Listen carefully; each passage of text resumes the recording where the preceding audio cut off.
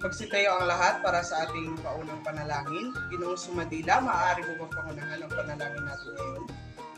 Sa ngalan ng Ama, ng Anak, ng Espiritu Santo. Amen. Isang mapagpalang araw sa inyong lahat. Naway nasa maayos kayong kalagayan sa hapong ito. Ako nga pala si Ginoong Janice Malim Gagas. Ako naman si Binibining Dynamia Elotado. Sa panibagong araw ngayon ay may panibago na naman tayong tatalakayin na makukunan natin ng panibagong kaalaman.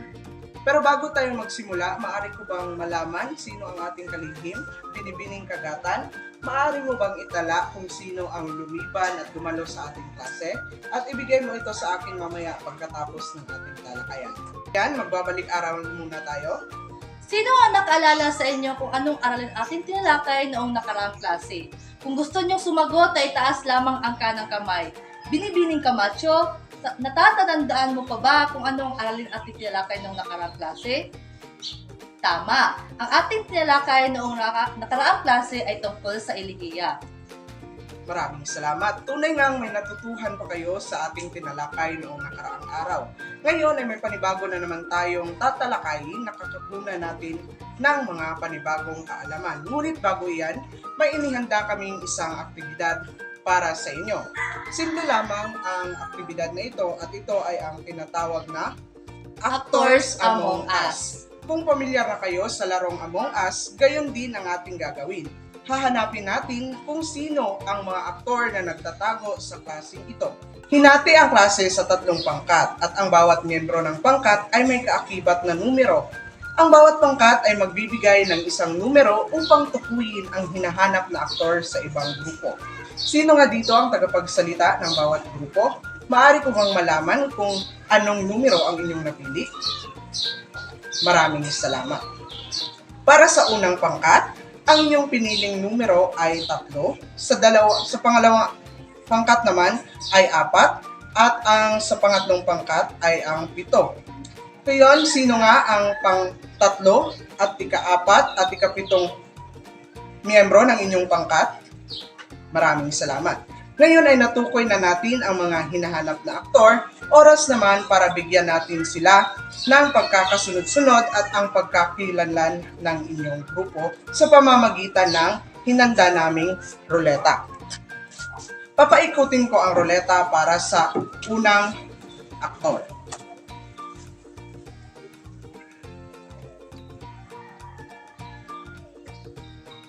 Ikaw ang magiging pangalawa at ang inyong pangkat naman ay ang pangkat kahel. Para sa pangalawang aktor,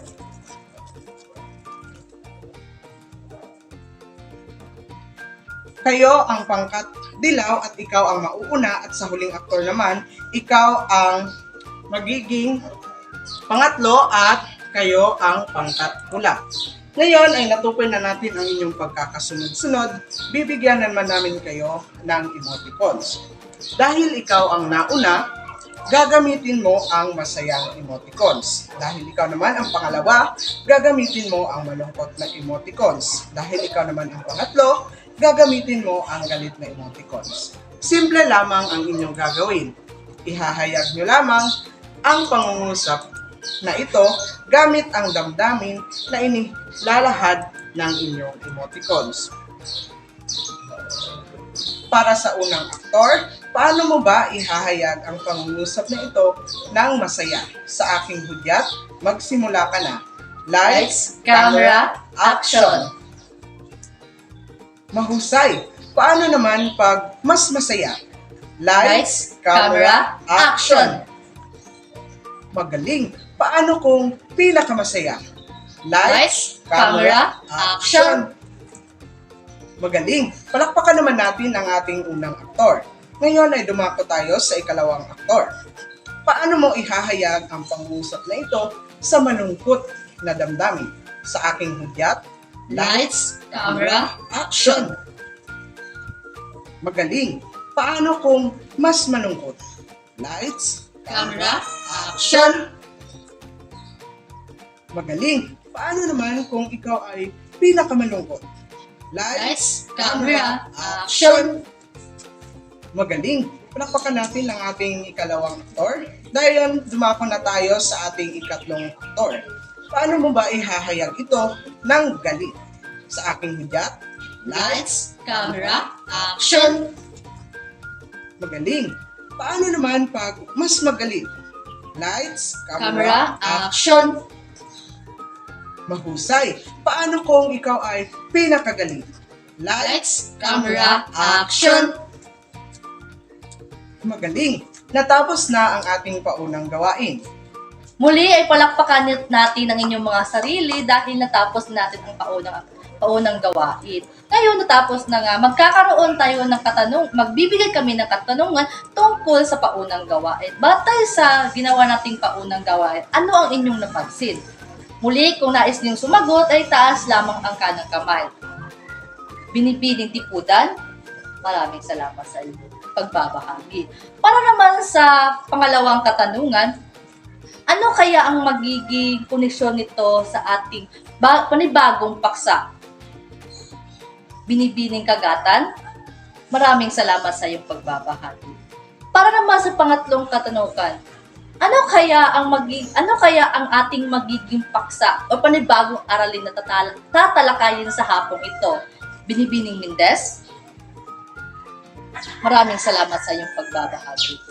Ang inyong mga kasagutan ay maaaring konektado sa ating tatalakayin ngayon. Tulad ng ating mga aktor kanina, ay may panibago na naman tayong bida na makikilala sa araw ngayon na ating tatalakayin. At ito ay ang tungkol sa Pagpapasidhi ng damdamin. Ngunit bago tayo dumako sa formal na talakayan, ay lalahad muna namin ang magiging layunin. Sa pagtatapos ng aralin, inaasahang makamit ng mga mag-aaral ang sumusunod. Nauunawaan ang task sa pagpapasidhi ng damdamin. Pangalawa, nakapaglalahad ng sariling saloobin o pananaw tungkol sa pagpapasidhi ng damdamin sa pagpapahayag ng emosyon at saloobin. Sa pangatlo, nakasusulat ng tula, nakapagsasadula gamit ang mga salita nagpapasidhi ng damdamin at nakabubuo ng talk show tungkol sa kalagahan at gamit ng pagpapasidhi ng damdamin. At ayun na nga ang ating magiging layunin sa araw ng talakayan ngayon. Ngayon, balikan natin ang ating bida. Ang pagpapasidhi ng damdamin. Alam nyo ba ang salitang pagpapasidhi ng damdamin at ano ba ang mga ideyang pumapasok sa inyong mga isipan kapag naririnig nyo ang salitang pagpapasidhi ng damdamin? Kung nais nyong sumagot, itaas lamang ang inyong kamay at kung wala naman ay magtatawag ako. Binibining si Macronca. Maraming salamat. Ang iyong kasagutan ay may kaugnayan sa pagpapasidhi ng damdamin, sapagkat ang pagpapasidhi ng damdamin ay ang pagpapahayag ng iyong saloobin o damdamin sa paraang pataas ng antas nito. Tama ang sinabi mo kanina na tulad ng mga aktor ay nag-iiba-iba ang sidhi ng kanilang ipinahayag. Ang pagpapasidhi ng damdamin ay nahahati sa tatlong antas. Ito ay ang primasidhi, masidhi at pinakamasidhi. Ang tatlong antas na ito ay nagagamit sa pamamagitan ng pag-iiba-iba ng mga salita, ngunit may kaugnayan ang kanilang kahulugan. Isang halimbawa na lang ditong salita para sa primasidhi ay ang salitang masaya. At ang halimbawa naman sa masidhi ay natutuwa, at ang halimbawang salita para sa pinakamasidhi ay nagagalak. Kung napapansin ninyo na ang tatlong salita ay may kaugnayan ang kanilang kahulugan, ngunit ang tindi o sidhi ng kanilang damdamin ay magkaiba. Maaari nyo bang gamitin ang mga salitang ito sa isang pangungusap? Binibining Sofmenia? Maraming salamat. Tunay ngang may naunawaan na kayo tungkol sa pagpapasidhi ng damdamin at mga antas nito. Ngayon ay nalaman niyo na kung ano ang kahulugan at mga antas ng pagpapasidhi ng damdamin. Ngayon ay magbibigay kami ng isang gawain patungkol dito. Ang bawat pangkat ay bibigyan namin ng puso. Ang bawat puso na inyong matatanggap ay may kaakibat na mga antas ng pagpapasidhi ng damdamin. Sino nga ang pangkat dilaw sa inyo? Binibining Perez? Sa inyo mapupunta ang dilaw na puso at ang di masidhing antas. Sino naman ang pangkat kahel? Sa inyo naman mapupunta ang kahel na puso at sa inyo mapupunta ang masidhing antas. Para sa pangkat pula, sa inyo mapupunta ang pulang puso at sa inyo mapupunta ang pinakamasidhing antas. Simple lamang ang inyong gagawin. Ibibigay nyo lamang ang inyong mga ideya patungkol sa kung ano ang inyong naunawaan tungkol sa antas na naibigay sa inyo. Bibigyan lamang namin kayo ng 3 minuto upang italakay ang inyong mga ideya sa inyong pangkat at ibabahagi niyo ito sa amin mamaya. Ang inyong 3 minuto ay magsisimula na.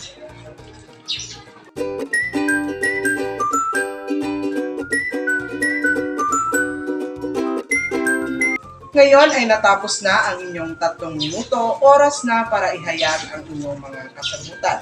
Magsisimula tayo sa pangkat dilaw. Sino ba ang inyong representante? Maaari na kayong magsimula.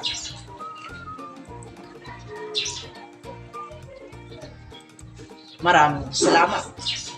Tuna, ang inyong kasagutan ay tama sapagkat ang di masidhing antas ay ang pinakamababa sa pagpapasidhi ng damdamin. Tinataglay nito ang magaan na emosyon at damdamin. Kadalasan itong ginagamit sa casual na pagpapahayag ng iyong saloobin o di kaya iyong nararamdaman. Tulad nga ng isang halimbawa kanina, ang salitang masaya, kung mapapansin nyo ay casual lamang itong ginagamit natin sa pang-araw-araw. Isang halimbawa pa ng pangungusap dito ay ang ikaw lamang ang aking minamahal. Ginamit niya ang salitang minamahal upang ihayag ang kanyang damdamin sa kanyang nililigawan o kasintahan. Inihayag niya ang kanyang casual na nararamdaman. Narito rin ang iba pang mga salitang maaaring gamitin sa di masidhing antas. Ito ay ang masaya, minamahal, ngiti, lumuha, takot, asar, at iba pa. Ngayon ay dumako tayo sa ikalawang pangkat, ang pangkat kahel, at maaaring nyo nang ilahad ang inyong mga ideya.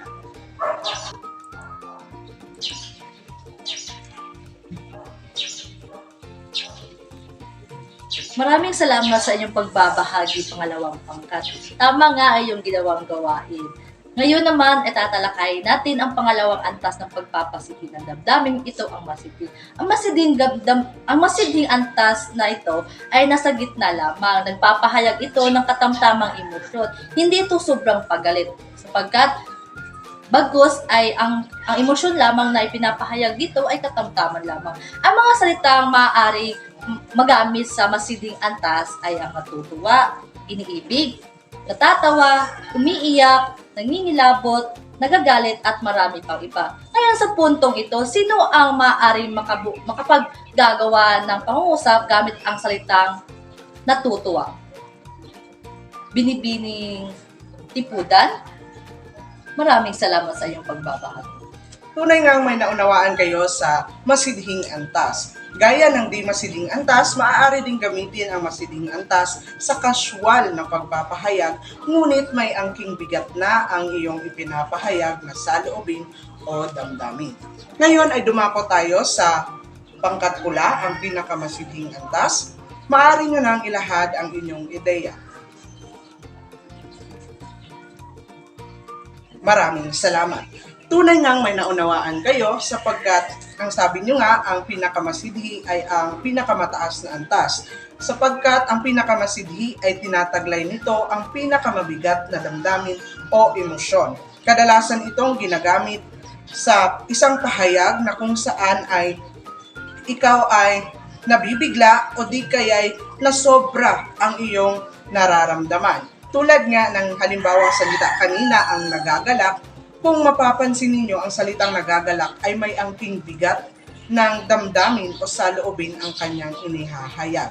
Isang halimbawa pa nito ay ang salitang tinatangi. Maaari natin itong gamitin sa isang pangusap na, ikaw lamang ang aking tinatangi. Kung napapansin ninyo ay may angking bigat na ang kanyang ginawang pagpapahayag. Narito pa rin ang iba pang mga salitang maaaring gamitin sa pinakamasidhing antas. Ito ang nagagalak, tinatangi, halakhak, tumatangis, nagimbal, puot, at iba pa. Ngayon ay nakilala na natin ang 3 antas sa pagpapasidhi ng damdamin at naunawaan nyo na rin kung ano ang pagpapasidhi ng damdamin.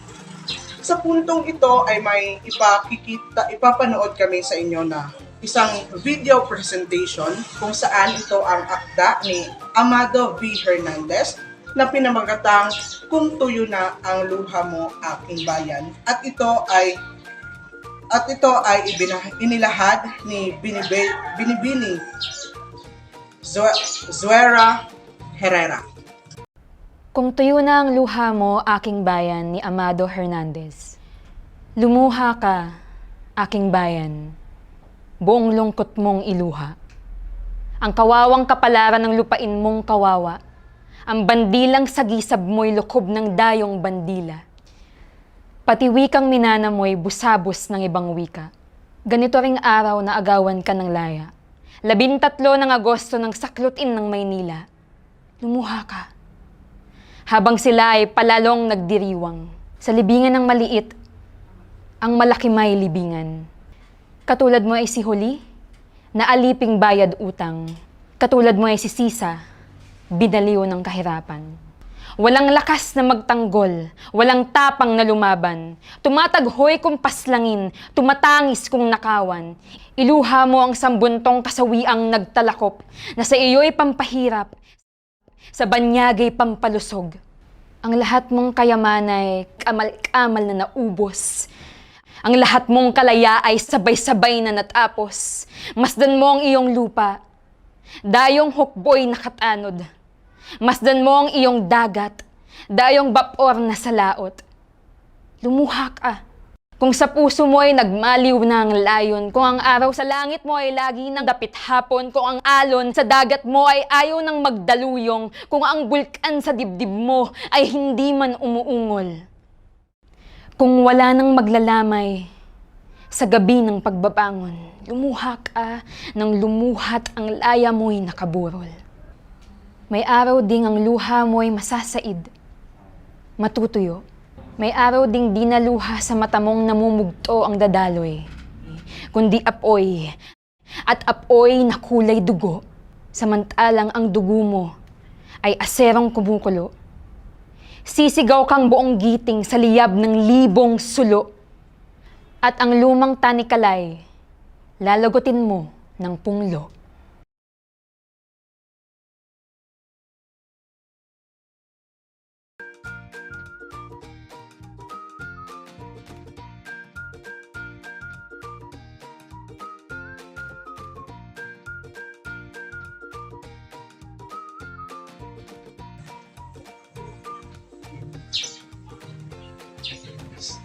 Ngayon ay natukoy nyo na nga kung ano ang pagpapasigi ng damdamin. Sa panahon natin ngayon, saan nyo ba kadalasan nilalabas inyong saloobin kapag kayo galit, nalulungkot, natutuwa? Kung gusto nyong sumagot, ay itaas lamang ang kanang kamay. Binibining Perez, maraming salamat. Tama ka, sa panahon natin ngayon at dahil na rin sa tulong ng teknolohiya at sa social media, maaari natin may palabas ang ating saloobin o damdamin sa Facebook, sa Instagram, sa Twitter. Maraming salamat. Ngayon, balikan natin ang ating video presentation na pinanood. Batay sa inyong pinanood, tukuyin ninyo ang mga salitang ginamit ng may akda sa pagpapasigli ng damdamin at ibigay ninyo ang antas nito upang mabuo na natin ang hagdan ng emosyon. Kung nais nyong sumagot, itaas lamang ang inyong kamay at kung wala naman ay magtatawag ako. Binibining Simapangka, maraming salamat. Binibining Hernido, maraming salamat. Binibining Balyena, maraming salamat. Kung pahabol pa ba si Ginoong Asuro, maraming salamat sa inyo. Tunay ngang nakinig kayo sa ating akdang pinanood. Ngayon naman, gaya nga ng sagot nyo kanina na ginagamit na natin ang mga online platforms para ihayag ang ating mga nararamdaman o saloobin. Alam ko na kadalasan nyo itong ginagamit at sa pang-araw-araw at ngayon ay bibigyan namin kayo ng pagkakataon na ihayag naman ang inyong mga saloobin at damdamin sa pamamagitan ng Facebook frame at hinanda. Ngayon ay ihahayag ninyo ang inyong mga saloobin at nararamdaman sa araw na ito. Maaaring tungkol ito sa pag-ibig, sa inyong pag-aaral, at iba pa. Kung nais niyong sumagot, itaas lamang ang inyong mga kamay at pumunta kayo dito sa harapan upang ihayag ang inyong damdamin. Mauuna si Binibining Mendez, susundan ni Binibining Pakibot, at susundan ni Ginoong Sumadila, at si Ginoong Aling Sugay, at may pahabol pa si Binibining Balakinto. Maaari nyo nang ihayag ang inyong mga damdamin.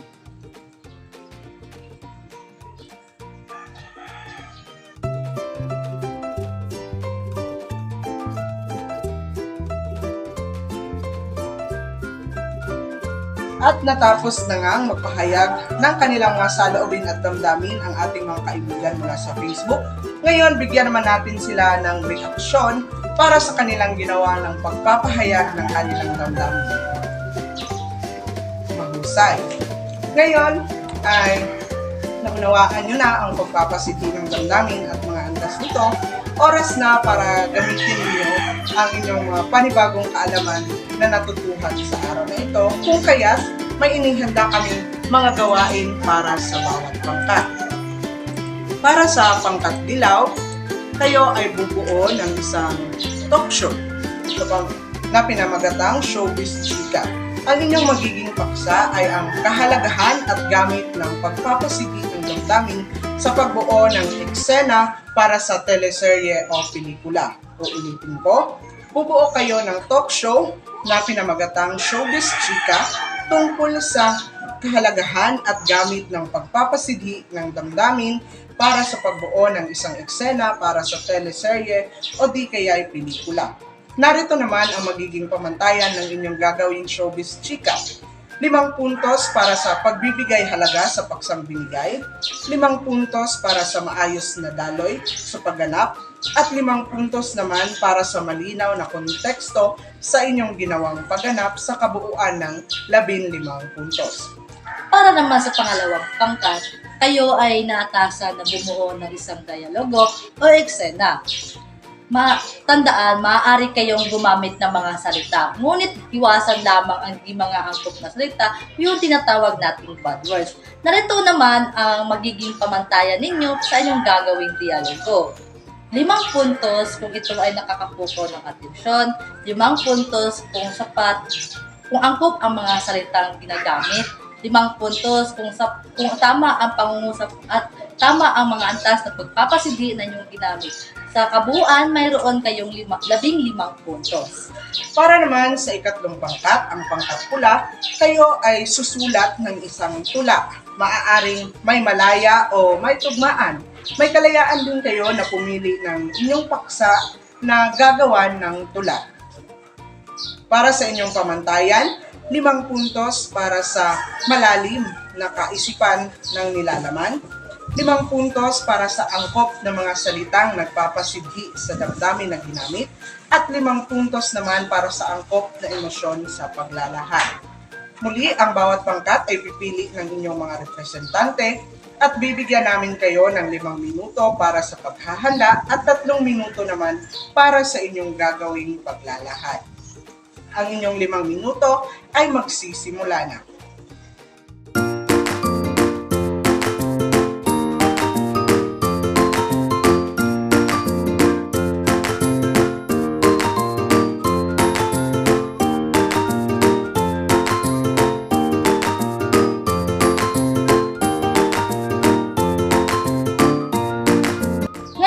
Natapos na ninyo ang inyong 3 minuto, oras na para ilahad ninyo ang inyong mga nagawa. Magsisimula tayo sa Pangkat dilaw, maaari nyo nang ilahad ang inyong ginawang Showbiz Chika.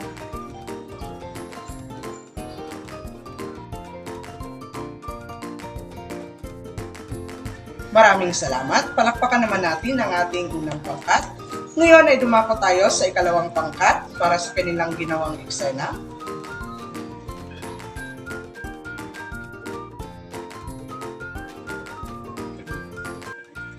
maraming salamat. Salamat ngayon. Dumako naman tayo sa pangatlong pangkat. Maaari nyo nang ilahad ang inyong nagawang gawain.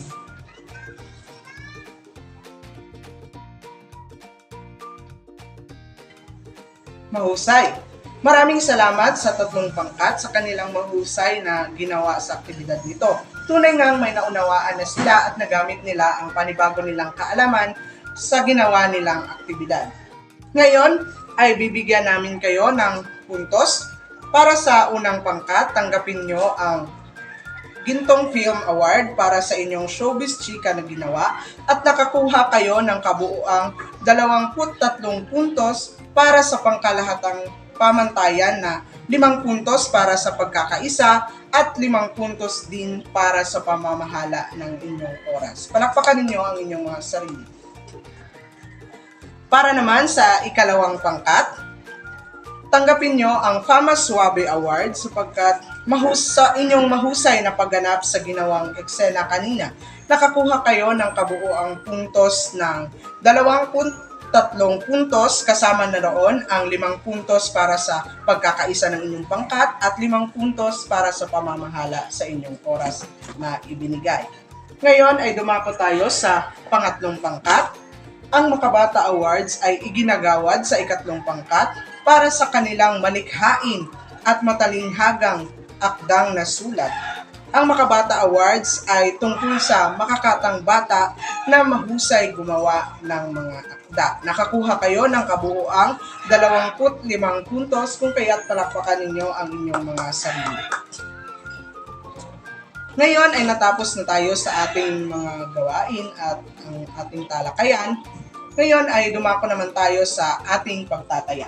Muli ay palakpakan natin ang inyong mga sarili dahil napagtagumpayan ninyo ang aming ginawang gawain sa hapong ito.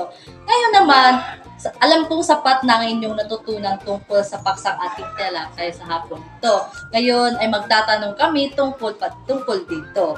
Para sa unang katanungan, Binibining Mendez, ano ang iyong natutunan sa hapong ito? Maraming salamat. Ngayon naman sa pangalawang katanungan, sino ang makapagbubuod ng kabuuang talakayan sa hapong ito? Binibining Pakipot, maaari mo bang mabuod ang ating talakayan sa hapong ito? Para naman sa ikatlong katanungan, ay paano mo masasabi ang sidhi o tindi ng isang damdamin sa isang pahayag? Maaari mo ba itong sagutin, Binibining Susmeña? Maraming salamat. Paano mo naman nagagamit ang pagpapasidhi ng damdamin sa pagpapahayag ng iyong saloobin? Nagtaas ng kamay si Binibining Pirales. Maraming salamat sa inyong kasagutan. Ngayon, para sa huling katanungan, ano ba ang kahalagahan ng pagpapasidhi ng damdamin? Binibining Pakibot? Maraming salamat. Magaling. Mahalaga ang pagpapasidhi ng damdamin sapagkat sa tulong nito ay naihahayag natin ang ating saloobin at damdamin na naaayon sa ating nararamdaman. Dahil alam naman natin na hindi sa lahat ng pagkakataon ay kailangan nating baguhin ang lakas o hina ng ating boses para lamang maihayag ang ating nararamdaman o emosyon. Ngunit sa gamit ng pagpapasidhi ng damdamin ay kahit sa isang salita lamang ay kaya na nating ipahayag ang ating saloobin at damdamin na nakaayon sa ating nararamdaman. Tulad na lamang ng ating mga kaibigan na mga Ilonggo. Alam naman natin na sila ay malumanay magsalita kung kaya kadalasan hindi natin sila nauunawaan kung ano ba ang kanilang nararamdaman, kung sila ba ay galit, sila ba ay natutuwa, sapagkat alam naman natin na malumanay lang sila magsalita. Ngunit sa tulong ng mga pagpapasidhi ng damdamin at antas nito, marami silang mga salita na magagamit upang ihayag ang kanilang mga saloobin at nararamdaman. Ngayon, balikan natin ang inyong gagawing pagtataya. Kumuha kayo ng sangkapat na papel at isulat ang inyong mga sagot nito. Ngunit, bago nyo pa sagutan ang pagtataya, ay ibibigay na namin ang inyong magiging takdang aralin sa araw na ito. Ang inyong magiging takdang aralin ay magsaliksik ng akdang pampanitikan mula sa lungsod ng Davao, maaaring kwento o di kaya'y isang tula. Tukuyin ninyo ang mga salitang ginamit dito na nagpapasidhi ng damdamin at unawain ang kabuuang konteksto ng akdang inyong napili. Ilagay ang inyong mga kasagutan sa kahon ng di masidhi, masidhi at pinakamasidhi na antas. Ngayon ay natapos na ang ating talakayan. Balikan muna natin ang ating mga layunin kung nakamit ba natin ito sa araw na ito. Sa pagtatapos ng ating talakayan, ang mga mag-aaral ay naunawaan ang mga antas sa pagpapasigli ng damdamin, nakapaglahad ng sariling saloobin at pananaw tungkol sa pagpapasigli ng damdamin sa pagpapahayag ng emosyon at saloobin, at ang panghuli ay nakasulat kayo ng isang tula, nakapagsadula gamit ang mga salitang nagpapasigli ng damdamin at nakabuo ng talk show tungkol sa kahalagahan at gamit ng pagpapasigli ng damdamin. Palakpakan natin ang ating mga sarili sapagkat nakamit natin ang ating mga layunin sa araw na ito. May dagdag pa ba kayo mga katanungan at gustong bigyang linaw? Itaas lamang ang kamay upang ito'y masagot. Kung wala na, ay dito na nagtatapos ang ating formal na talakayan. Naway dalhin ninyo ang mga panibagong kaalaman na inyong nakuha kahit saan man kayo dalhin ng inyong kapalaran hanggang sa maging matagumpay na kayo sa kanya-kanyang buhay na tinatahak. At muli, ako si Janice Malimtagas, Ako naman si Binibining Dynamia Hurtado. ang inyong tagapagpakitang turo sa araw na ito. Muli, magandang hapon at maraming salamat.